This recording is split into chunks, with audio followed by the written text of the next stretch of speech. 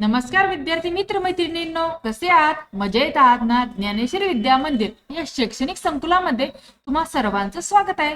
विद्यार्थी मित्रांनो, तुम्ही आपल्या ज्ञानेश्वरी विद्या मंदिर व स्वामी समर्थ ई लर्निंग या युट्यूब चॅनलला सबस्क्राईब केले का? तर सबस्क्राईब केलं नसेल तर लगेच सबस्क्राईब करून घ्या व सबस्क्राईब समोर जे नोटिफिकेशन आहे त्याला हिट करा, जेणेकरून आपल्या चॅनलवरती अपलोड होणारे नवनवीन शैक्षणिक व्हिडिओज तुम्हाला पाहायला मिळतील. आज आपण पाहणार आहोत पर्यावरणाचे महत्व मराठी निबंध. काय पाहणार आहोत? पर्यावरणाचे महत्व मराठी निबंध. चला पाहूयात. पर्यावरण म्हणजे आपल्या आजूबाजूला असलेला निसर्ग, हवा, पाणी, माती, झाडे, प्राणी, पक्षी, नद्या, डोंगर, समुद्र आणि मानव हे सर्व मिळून पर्यावरण तयार होते. आपले संपूर्ण जीवन पर्यावरणावर अवलंबून आहे.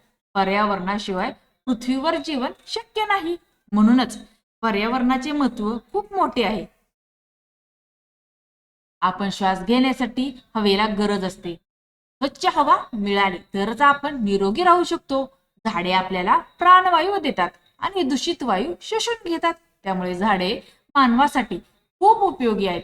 झाडांमुळे तापमान नियंत्रित राहते, पाऊस पडतो आणि वातावरण थंड राहते. जंगल नष्ट झाली तर उष्णता वाढते आणि निसर्गाचे संतुलन बिघडते. पाणी हे जीवनाचे अत्यंत महत्वाचे साधन आहे. पाण्याशिवाय कोणतेही सजीव जगू शकत नाहीत. नद्या, तलाव, विहिरी आणि पावसामुळे आपल्याला पाणी मिळते. आपण पाणी पिण्यासाठी, स्वयंपाकासाठी, शेतीसाठी आणि स्वच्छतेसाठी वापरतो. आज अनेक ठिकाणी पाण्याची टंचाई जाणवते. याचे कारण पाण्याचं अपव्यय आणि पाणी प्रदूषण आहे. त्यामुळे पाणी वाचवणे फार गरजेचे आहे. माती ही शेतीसाठी खूप महत्वाची आहे. मातीमुळे आपल्याला अन्न मिळते. झाडे आणि पिके मातीतच उगवतात. झाडांची मुळे माती घट्ट धरून ठेवतात. जर जंगलतोड झाली तर मातीची धूप होते आणि पूर येण्याची शक्यता वाढते. त्यामुळे पर्यावरणाचे नुकसान होते. पर्यावरणात प्राणी आणि पक्ष्यांचेही महत्व खूप आहे. प्राणी, पक्षी आणि कीटक निसर्गाचा समतोल राखतात. काही प्राणी शेतीसाठी उपयोगी असतात तर काही जंगलातील स्वच्छता राखतात. पक्षी झाडांची बीजे पसरवतात. मधमाश्या परागीभवन करतात. जर हे सजीव नष्ट झाले तर संपूर्ण पर्यावरण व्यवस्था कोलमडू शकते. आज मानवाच्या वाढत्या गरजा आणि आधुनिक जीवनशैलीमुळे पर्यावरणावर मोठा परिणाम होत आहे. कारखाने, वाहनं, प्लास्टिकचा वापर, जंगलतोड आणि वाढती लोकसंख्या यामुळे प्रदूषण वाढले आहे. हवा प्रदूषणामुळे श्वासाचे आजार वाढत आहेत. पाणी प्रदूषणामुळे अनेक रोग पसरत आहेत. ध्वनी प्रदूषणामुळे मानसिक तणाव वाढत आहे. जागतिक तापमान वाढ ही आजची मोठी समस्या आहे. तापमान वाढल्यामुळे बर्फ वितळत आहे, समुद्राची पातळी वाढत आहे आणि हवामान बदल होत आहे. कधी अतिवृष्टी तर कधी दुष्काळ अशी परिस्थिती निर्माण होत आहे. याचा परिणाम मानवासह सर्व सजीवांवर होत आहे. पर्यावरणाचे संरक्षण करणे ही प्रत्येक नागरिकाची जबाबदारी आहे. आपण लहान लहान गोष्टींमधून पर्यावरण वाचवू शकतो. झाडे लावणे आणि त्यांचे संरक्षण करणे, पाणी वाचवणे, विजेचा वापर कमी करणे, प्लास्टिकचा वापर टाळणे, कचरा योग्य ठिकाणी टाकणे या सगळे अंगीकारल्या पाहिजेत.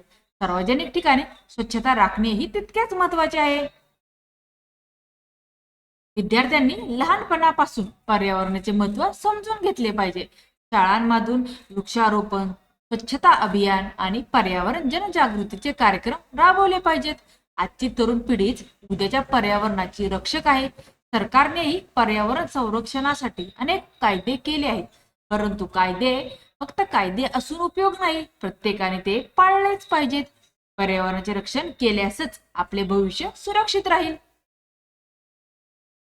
शेवटी असे म्हणता येईल की पर्यावरण वाचले तरच मानव वाचेल. निरोगी जीवन, सुंदर निसर्ग आणि सुरक्षित भविष्य हवे असेल तर पर्यावरणाचे संरक्षण करणे अत्यंत आवश्यक आहे. आपण सर्वांनी मिळून निसर्गाचा आदर केला पाहिजे आणि पर्यावरण जपले पाहिजे.